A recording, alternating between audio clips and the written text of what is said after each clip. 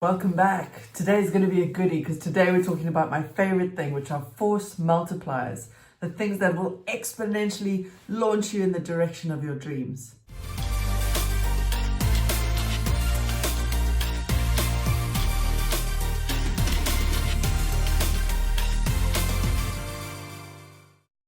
Number one, mastery. If you want to make lasting changes in your life, then you need to commit to mastering the thing that you want to make permanent. So for example, if you're looking at weight loss, let's master the art of healthy eating and healthy living. Let's master money management. Let's master our fitness, master happiness, master joy. It's time to commit to mastery by taking massive action. Action, action, action. I keep saying it. It's where the magic happens. It's being able to take action again and again and again, repeatedly, non-stop, for as long as it takes, until you've mastered what it is that you're doing, until it's unconsciously just happening on autopilot. And all of the great masters know that it's a lifelong learning. This isn't a quick thing. We're dedicating ourselves to bringing good things into our life that are going to be there for a long, long, long time. There's a great quote that comes to mind. Al Pacino talking to Bo Easton, and he says, basically, your butt needs to be on that stage more than anybody else for the next 15 years. And if you commit to that with the level of intensity and commitment that I'm asking from you, you're going to be one of the best stage actors of our time. Boom! That's mastery. It's consistent, repeated action until it becomes something you can do with ease.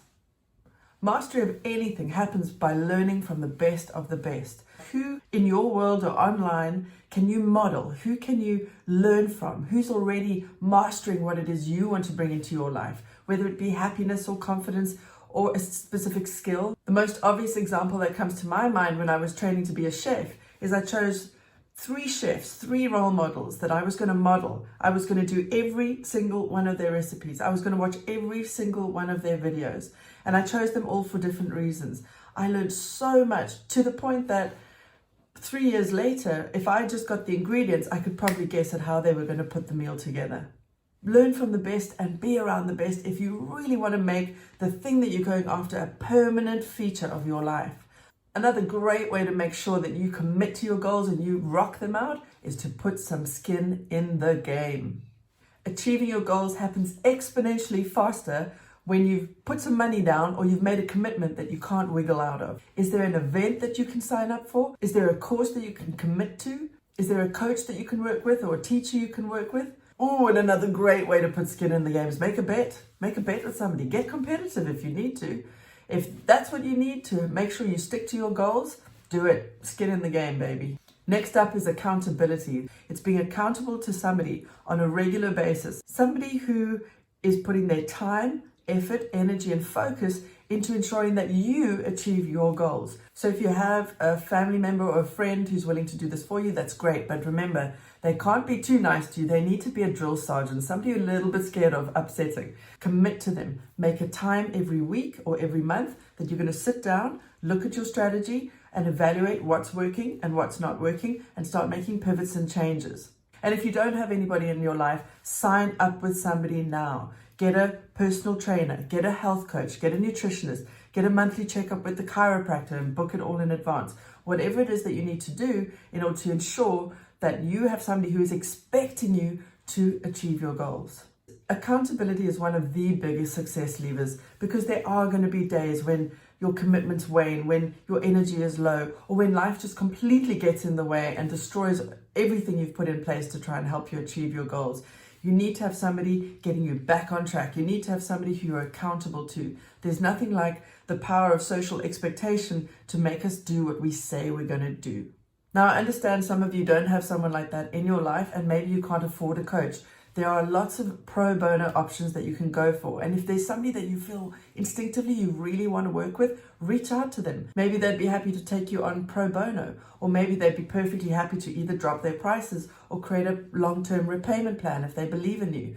So I encourage you not to think, oh, I don't have anybody, but to look for what you can find and never be shy to ask. You've got nothing to lose. And also keeping in mind, there are a number of free coaching groups. The first one that comes to mind is 12 Steps, which is obviously for addiction, but there are a number of totally free groups which are support-based, And I would say that's better than nothing, because even though there's not an expectation of you being there because it's free, there's certainly a level of connection that you create with other people. And if that connection is strong enough, you'll want to keep going back. The power of proximity.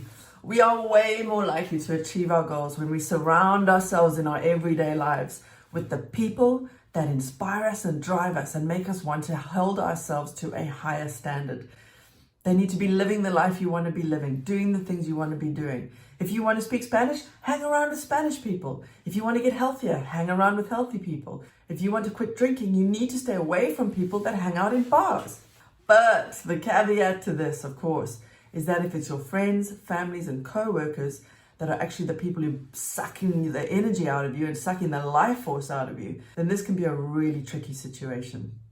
Colleagues and co-workers bringing you down? There's nothing to stop you from surrounding yourself with people that uplift you in your ears. Podcasts, they're awesome. Get yourself some wireless headphones, get yourself tuned into some podcasts so that while everybody else is being miserable around you, you are learning and you're uplifting yourself and you're staying in the proximity of the people that you want to be like. Friends and family, hugely more tricky.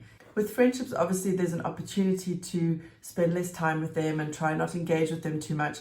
In the worst case, sometimes you have to have a complete friend breakup. But what happens if it's family? What happens if it's a close family member who's bringing you down and holding you back when you're trying to make change in your life? This is so difficult, guys. And really, there's only a couple of choices here. The first one is you get to choose to love them just the way they are. And you choose to try and let go of some of the negative energy that they're feeding into you all the time. And you choose to be the change you want to have in that relationship or be the person you want to see in the world. And then you let it go and just hope without judgment, and hopefully they'll be pulled into the space that you're now occupying. But sometimes there are family members that for your own mental protection and your own safety of your internal environment, you must extract yourself from that situation as often as you can. It's really difficult, but it's really important to change your immediate environment in order to match the life you want to live. The power of gratitude practice. I'm a big believer that true fulfillment in life comes from a balance between loving what you have and where you are, but also at the same time looking forward to the future. And the thing about goal setting is we're always looking at what we don't have and what we want, and we're looking forward all the time. And one of the ways I stay really balanced is a daily gratitude practice. Every day, every morning you wake up, write down the 3 things you're grateful for. I use something called the 5-minute journal, and I'll put a link in the description. It's a great little app. It reminds me every day to take a few minutes. And the thing I always do if I do nothing else is to write down the 3 things I'm grateful for. And I've found that that's probably been one of the most revolutionary practices that I've included in my life, in my daily routine. Another incredibly powerful daily practice is the power of visualization. Essentially what you do is you just spend a couple of minutes thinking forward to all the things you're wanting to achieve, and then really fleshing it out, really allowing yourself to feel what it would feel to be on that stage, to feel what it would feel to swim in that race, to feel what it is to live in a healthy, slim, trim, beautiful body. And you spend a few minutes just really, it's so gorgeous, it's just so delicious doing this practice because you're in that space in your head and it's really uplifting and you feel all the feelings of gratitude as if it's already happened. Our body can't differentiate between what we vividly imagine and what we actually do. And it's why so many athletes are doing visualization of their training. They run their marathons in their mind. They run their 100-meter sprints in their mind again and again and again and again. Because when we train the mind, we're actually training the body to become the thing that we want to be. It sounds a bit woo-woo, but you'll also find the universe will conspire to bring into your world and open the doors that you need to step through to get what you want. So I would recommend having a look for some good visualization practices. The one that I do at the moment, which I really love, is quantum meditation. But really, you've got to choose the visualization practice that works for you. I started with vision boards. I still use them today. I have one on Pinterest. It's a totally private board, and I find pictures of the things I want to do in my life, and I put them there, and I regularly look at it to kind of condition my mind as to what it is that I'm heading towards. Great. So your challenge today is to do at least one of the things that I've mentioned. Put one of them into practice. So commit to mastery of the thing that you want to bring into your life.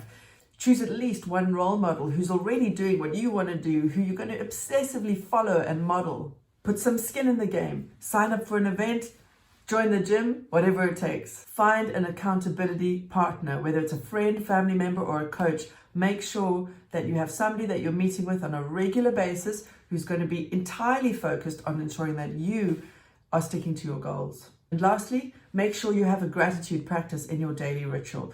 And bonus material, add a short visualization practice every single day. Guys, those are the force multipliers. They are the game changers. If you do those things, you're 100% more likely to achieve your goals in 2020 than if you don't. I hope you guys have a rocking weekend. It's been awesome to share all of this stuff with you. I can't wait to get outside. We've finally got some good weather, and I'll see you tomorrow.